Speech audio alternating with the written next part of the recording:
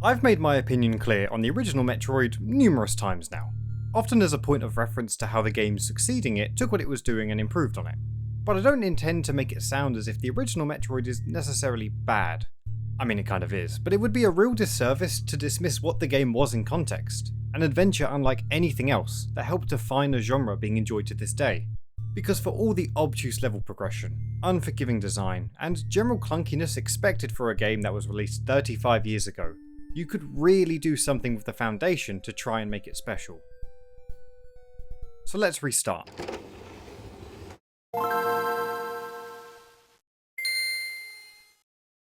Metroid Zero Mission is a Game Boy Advance game released in 2004, designed to take the original Metroid and put it in a modern spin. Originally the idea was for Super Metroid to get the elusive port, potentially in the similar style of remaster. Sakamoto Yoshio, the game and series director, instead wanted to showcase the roots of the franchise, leading to the development team going with the original, which I'm a massive fan of. Super Metroid is a game you can pick up and play today. It has aged like wine to NES-troid's milk, so giving the original game a new and improved way to play is a fantastic alternative. With the refinements and improvements put into the series with Fusion, albeit the game has an entirely different structure, it could lead to something amazing. Right, let's look at how Restart works to see how I'm gauging this. In my mind, there's 5 points that the remake needs to hit: improved presentation, new content, fixing negatives, retaining positives, and just generally being a good game. Depending on how well a remake does in each of these points, it can get a full star, half a star, or no star. As you can probably imagine, this is a criteria that has been tested by scientists on video games since the 1800s, but if by chance this review is rough around the edges, it's growing pains. Still, could Zero Mission be a 5-star remake? Let's find out. You know what is 5 stars though? All of the people who like and subscribe to my content, which is this many people. So for the rest of you fucking cocksucker shithead pricks, if you'd like to do the same, I'd very much appreciate it. Thank you so much. Though perhaps facetious, it's always nice to experience a game with a new lick of paint, both to your eyes and your ears. I'll always stand by Metroid's presentation. For what it needs to be, it looks great. With the limited palette and cartridge size that they had, they did a great job conveying the atmosphere and enemies of Zebes. Thankfully, with the new hardware, everything looks superior.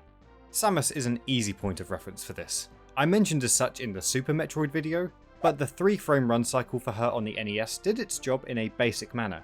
Yet since the upgrade, Samus now has a far improved colour palette and run cycle wrapped in 10 frames. All her animations, whether it's turning while shooting diagonally, getting into the morph ball, or ledge climbing, are all sublime. The same level of care has been given to enemies too. Screes, for instance, much like Samus, had minimal frames yet were still able to illustrate exactly what was happening 3 decades ago. Now, Zero Mission demonstrates the full rotation, which they didn't necessarily have to do either. To emulate the full style, here's what the modern sprite would look like if it were on NES. A bit jarring, sure, but it still works. So in going the extra mile, it just gives Zero Mission that extra layer of polish. It covers the whole umbrella of enemies, from the minor inconveniences of early Brinstar or Norfair to the more formidable opponents, all the way to Mother Brain, going from a stagnant pile of muscle to a disgusting one-eyed abomination. Now hold out for a second. I do love my NES-troid backgrounds of black, black, black, and for a nice change of pace, dark. Personally though, I prefer Zero Mission's ones. Every section has some gorgeous backdrops whilst venturing around the planet that complement and distinguish each area. NES-troid utilised tiles and music to separate areas from one another. The different sections of Brinstar are a simple palette swap from each other to signify an easily ostensible difference where you're located, if the tunnel you ventured through didn't give it away already. Then, places like the item room or Kraid's lair shift the impression of the setting completely. You're no longer in some cave, you're instead in a vessel of some kind, one that feels derelict yet brimming with hostility. Much of this abstract design that NES-troid communicates is enriched in the remake. The, shall we say, minimalist approach has become realised fantastically. Top marks for the remake graphically. The soundtrack is much the same too. I won't pretend I know a lot about music or the hardware of Metroid on NES, but the composers were able to give a lot more dimension to the tracks.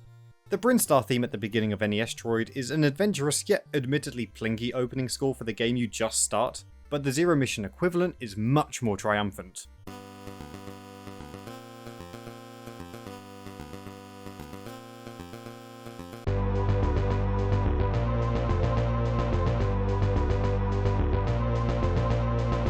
It's far more surrounding and reverberated in the remake, as opposed to the sharper NES track, which, in my interpretation, relays the remake's sense of adventure implicitly. It reflects the environment you're in to a T, in deep exploration, the music echoing around you as you progress further inwards. The tracks as a whole feel much more epic and grandiose, which only emphasises the adventure you're undertaking. Understandably, the presentation of Zero Mission is pretty fantastic. The graphics are amazing, along with an updated OST that brings much more scope to the adventure and sound.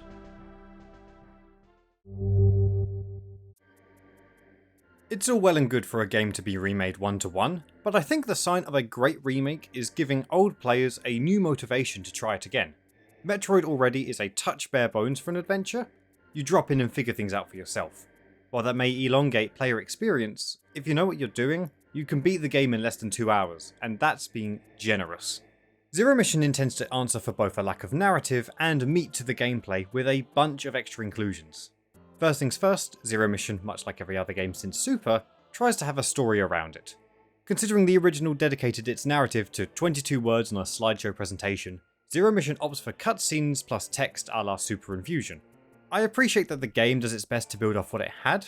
Cutscenes as a precursor to the boss battles against Kraid and Ridley, for instance, gave the fight the urgency and threat the original didn't. It was also useful in building up Samus's backstory, though it was a bit rushed. Frankly, the story just kind of exists. In effect, you could almost leave the base game exactly as is and lose very little. But that's something that Sakamoto himself went on record saying he wanted to improve upon. It's just that the story feels sort of an accessory for Zero Mission, rather than integral to it. Except for the ending, which I'll get onto in a little bit. Zero Mission doesn't have a perfect recreation of the original map layout, it's more of a rough guide on the base world with more additions. Included in these are new things to interact with, like these cannon things, these zipline things, even new bosses to the game entirely. A big improvement in my mind, as it means you get the vague sense of direction having already played the original, yet it's new enough that it wasn't a completely linear path, with other inclusions that surprised me in a good way. The way I can best describe it is if it's what I imagine the developers would have the original look like had they made a game like Super Metroid, which is fitting as it now incorporates a touch of Super Metroid's overworld area and more. Early on you're guided to a completely new area in the series so far called the Chozo Ruins, named after a race that used to live on Zebes, remnants of which are found through the game, like with the Chozo statues holding items. Here you grab both the power grip, an incredibly useful new addition, as well as mystery items you're unable to utilise yet, albeit they're able to destroy specific tiles once acquired. Nonetheless, the game follows a semi-similar path as the original following this point. Defeat the two major bosses in Kraid and Ridley, head to Torian, and defeat Mother Brain. As it had this final sequence from NES Troid near to a T, after getting through the escape sequence, I put down my controller ready to capture the final credits.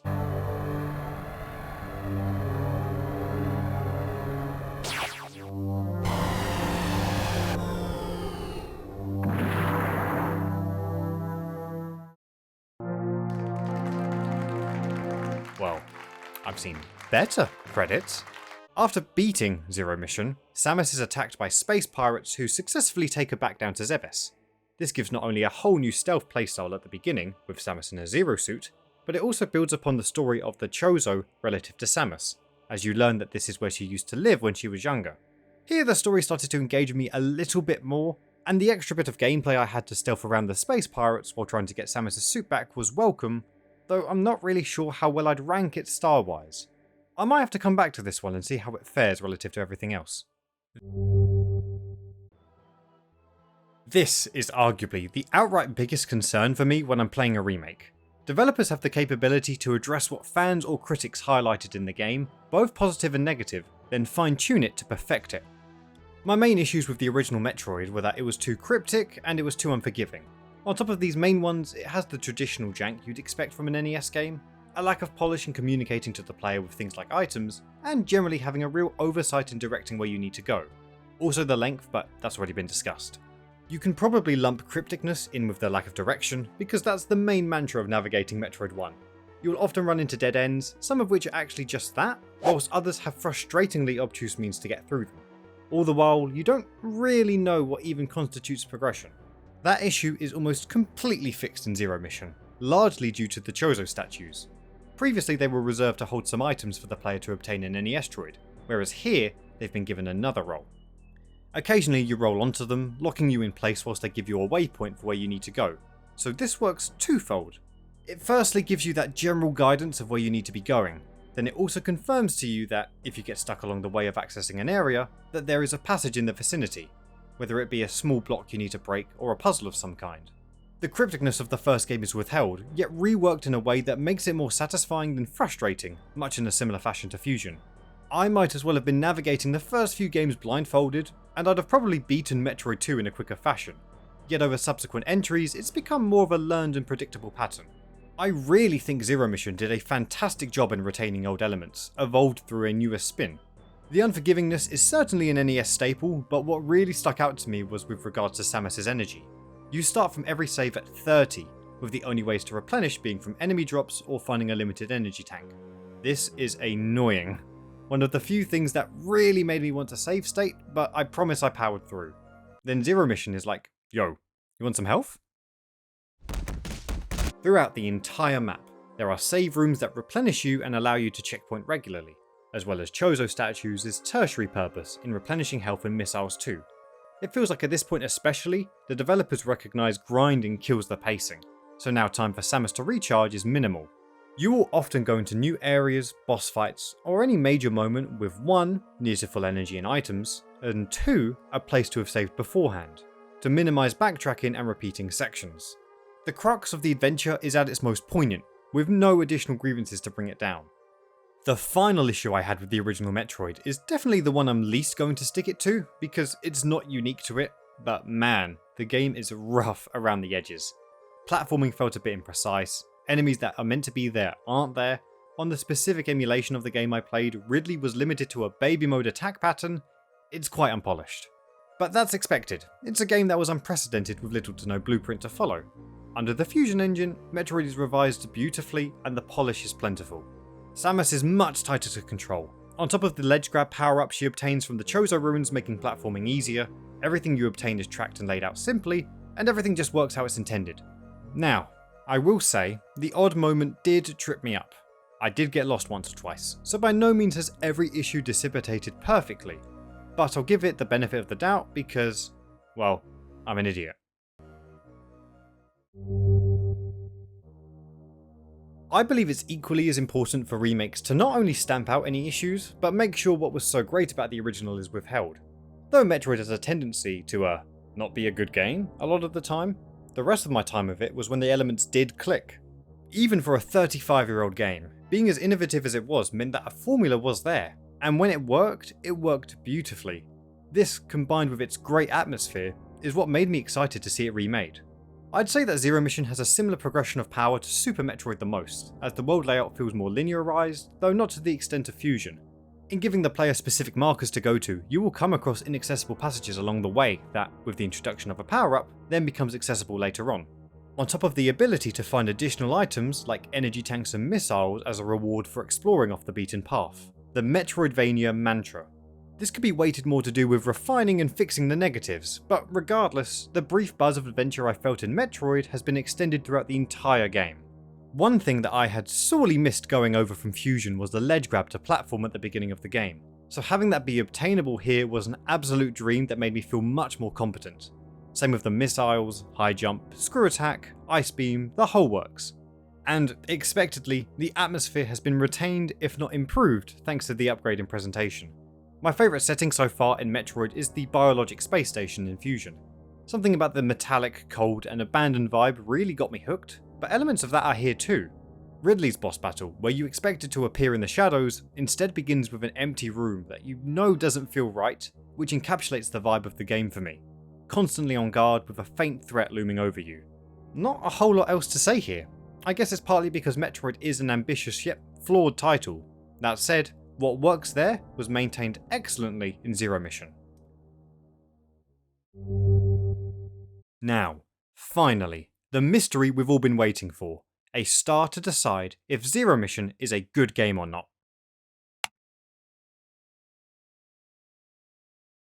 Perhaps my glowing praise may have misled you somewhat, but to make it clear, yeah, I think Zero Mission is a fantastic game. The games since Metroid have only been increasing with quality, and since Super, I think these three are somewhat of a pinnacle of 2D Metroid. On nearly every level, it is a true delight that I'm happy to be finally playing. However, the game is short. I beat Zero Mission in 3 hours, which, in one respect, that's pretty good for me. I quite like short burst games that I can just spend a sitting or two beating. But here's the problem. Do I think there's enough new content to consider Zero Mission a 5-star remake?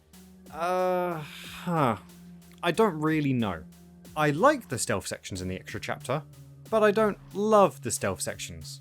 They can be a bit repetitive, sometimes the segments where you're caught feel particularly unfair, and the constant save slots in between these elements, while a benefit usually, actually hurts the pacing for me. It's a bit too slow. Though the payoff to go from Zero Suit to Samus' suit is fantastic, what it took to get there has me a bit mixed.